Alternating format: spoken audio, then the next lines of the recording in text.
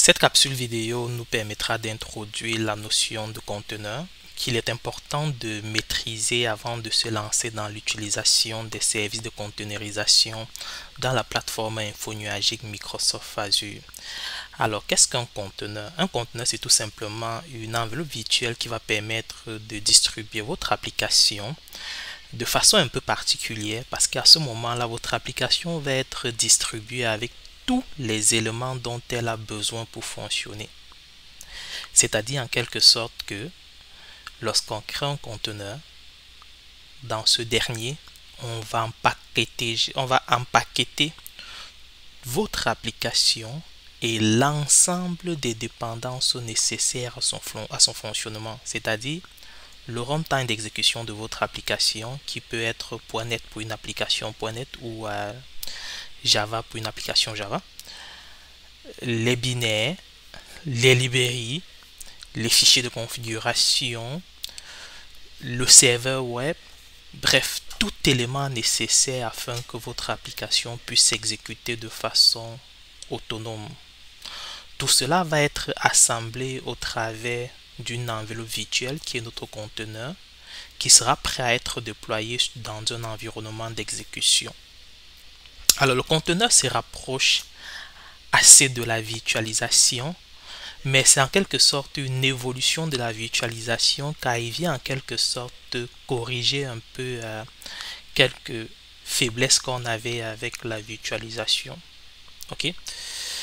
Alors, contrairement à la virtualisation où on va utiliser un hyperviseur comme Hyper-V ou VMware pour mettre à notre disposition plusieurs machines virtuelles qui vont permettre d'exécuter nos applications. Sur chacune de ces machines virtuelles, on va installer le système d'exploitation hôte. Ça peut être Windows, ça peut être Linux, etc.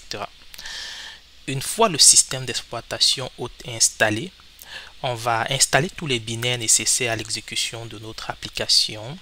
On va installer les librairies, les SDK, on va procéder aux configurations nécessaires. À la suite de cela, on sera capable de déployer notre application.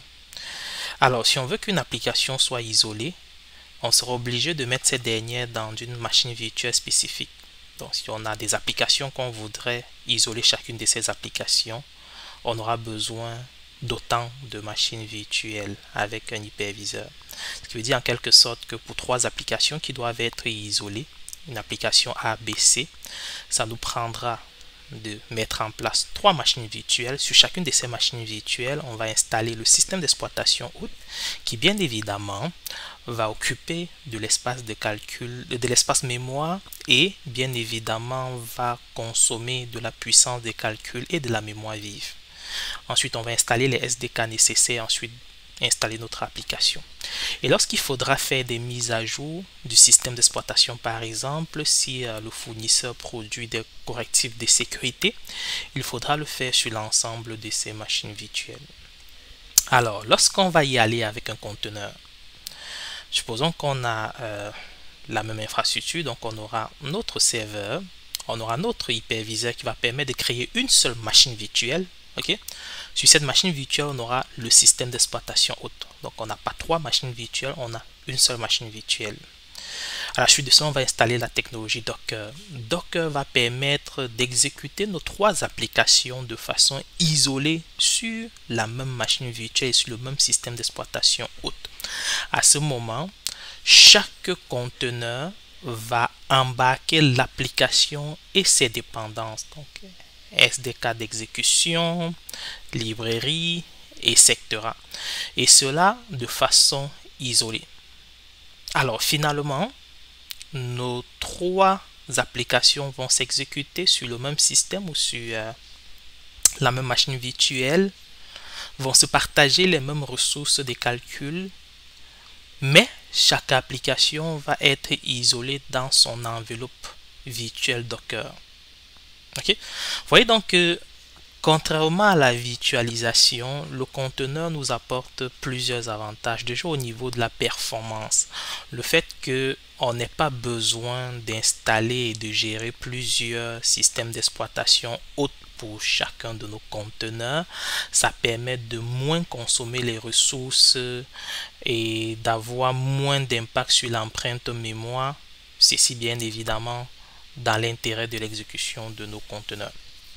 Puis au niveau de la taille, compte tenu du fait qu'on va se départir de toute la notion liée à la virtualisation, donc l'hyperviseur, les machines, les systèmes d'exploitation autres qu'il faudra installer, avec bien évidemment ce que ça va venir occuper au niveau de l'espace de stockage, etc. On n'a plus besoin de cela lorsqu'on a un mode conteneur. On aura juste un seul système d'exploitation haute sur lequel tous nos conteneurs vont s'exécuter. Dans les conteneurs pour nos trois applications d'exemple que nous avons pris précédemment. Ensuite, au niveau de la maintenance et des mises à jour, comme je l'ai dit précédemment, avec les machines virtuelles, on sera obligé de faire des mises à jour pour les correctifs de sécurité pour nos trois machines virtuelles séparément. Or, avec la technologie de conteneur, vu qu'on a nos trois conteneurs qui s'exécutent sur une seule machine virtuelle, on va tout simplement effectuer une seule mise à jour au niveau du système d'exploitation haute. Alors, qu'est-ce que Docker? Docker ici, c'est un projet open source qui est venu populariser la notion de conteneur. Parce qu'il faut savoir, les conteneurs existaient déjà dans le système d'exploitation Linux avant que Docker ne voie le jour. Mais c'est Docker qui est venu vraiment populariser la notion de conteneur. Alors, Docker va permettre d'automatiser le déploiement d'applications en tant que conteneur portable et autonome qu'on pourrait exécuter localement sur notre PC, dans une machine virtuelle ou dans l'info nuagique. Justement, c'est qu'on verra avec les services de containerisation qui sont offerts par la plateforme info nuagique Microsoft Azure. Alors, Docker a été créé avec tout simplement pour objectif de simplifier la création, le déploiement et l'exécution des applications en utilisant des conteneurs. Et Docker est arrivé au bon moment parce qu'il vient directement répondre à des besoins dans la mesure où les entreprises vont vers l'info nuagique, les entreprises vont vers les microservices, autant de technologies qui nécessitent justement que les équipes de développement puissent avoir à leur disposition des mécanismes et des outils permettant de simplifier la création et le déploiement de leurs applications de façon continue. Alors, quand on va se diriger vers une technologie de containerisation comme Docker, cela va nous offrir plusieurs avantages. Le premier avantage qu'on va citer, c'est l'isolation. Alors, chaque application containerisée et ses dépendances sera isolée dans un conteneur. Ok? Donc, chaque application sera isolée dans un conteneur. Et les mises à jour au niveau du SDK, les évolutions au niveau de cette application-là ne vont en aucun cas impacter une autre application qui s'exécute dans un conteneur différent sur le même système d'exploitation. Parce qu'ici, on a la notion d'isolation. La portabilité. Docker vient simplifier la portabilité de notre application. Parce que nos applications vont être livrées au travers des images qui vont contenir directement l'application et tout le nécessaire pour son exécution. Ce qui veut dire que pour distribuer mon application avec Docker dorénavant, c'est tout simplement une image qui aura toutes les dépendances de l'application que je vais distribuer. Ce qui simplifie donc son déploiement dans un environnement X, ensuite le déploiement dans un environnement Y, etc. Et on peut même l'exécuter sur n'importe quel serveur ou environnement d'exécution de conteneurs de notre choix. L'agilité, parce que ce mode de livraison de notre application vient ici nous aider parce que ça vient réduire la complexité du processus de livraison de notre application. Donc grâce à Docker, on sera capable d'aller plus rapidement sur le marché, de livrer plus rapidement de nouveaux incréments, donc de répondre aussi plus rapidement aux besoins de nos utilisateurs. Okay?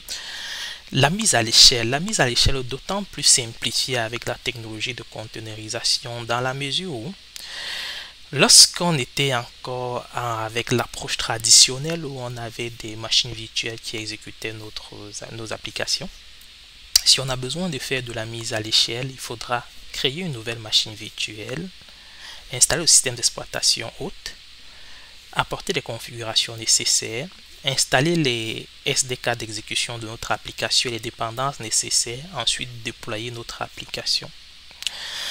Ce processus-là prenait beaucoup de temps parce que entre le moment où on envoie la demande de provisionnement d'une telle machine à notre équipe de TI, à notre équipe d'infrastructure, ça va prendre un certain temps pour qu'on puisse nous livrer la machine virtuelle en question. Et entre-temps, qu'est-ce qui se passe? On a besoin de plus de puissance de calcul. Notre application prend du temps pour répondre aux différentes requêtes des utilisateurs. On a des goulots d'étranglement, ce qui fait indéniablement perdre de l'argent à l'entreprise. Or, avec la technologie de conteneur, la mise à l'échelle est d'autant plus simplifiée dans la mesure où on va juste prendre l'image qui s'exécutait sur un serveur X et aller le déployer tout simplement sur un autre serveur. Aussi simple que ça. Et ça va s'exécuter. Maintenant, il suffira juste de configurer un balanceur de charge pour répartir le trafic entre les deux instances de l'application containerisée. Le dernier point, c'est la sécurité. Alors, les conteneurs sont créés en appliquant des règles de sécurité strictes qui vont permettre d'isoler les processus qui vont s'exécuter dans ce conteneur-là. Alors, les conteneurs, comme je l'ai dit, ça permet vraiment de répondre aux besoins des équipes qui cherchent de la vélocité, qui s'orientent vers des approches de développement modernes, qui doivent livrer en tout temps de la valeur ajoutée à leur clientèle. C'est pour cela que lorsqu'on va utiliser les conteneurs, on sera capable d'avoir des déploiements beaucoup plus rapides. On sera capable d'implémenter du DevOps avec beaucoup plus de flexibilité. On pourra profiter de la portabilité pour permettre de déployer avec une certaine rapidité nos différentes images de conteneurs sur plusieurs systèmes d'exploitation. On pourra facilement aller vers l'info nuagique. On pourra aussi également facilement mettre en place une approche hybride avec des clouds hybrides. On sera aussi facilement capable de quitter d'un fournisseur de cloud vers un autre parce que tant et aussi longtemps que ce fournisseur-là nous offre des services permettant d'exécuter des conteneurs qui reposent sur du Docker, on sera capable de prendre notre image containerisée qui s'exécute chez un fournisseur X et aller le déployer, l'exécuter sur un fournisseur Y. Et pour finir, Docker va vraiment avec microservices. Donc quand on fait les microservices, c'est la technologie adéquate qui vient simplifier le déploiement de nos microservices. Alors lorsqu'on fait du Docker, il y a quand même plusieurs notions essentielles qu'il faut maîtriser. On a le Dockerfile. Le Dockerfile ici, c'est un fichier texte qui va permettre de définir les instructions nécessaires pour générer notre image.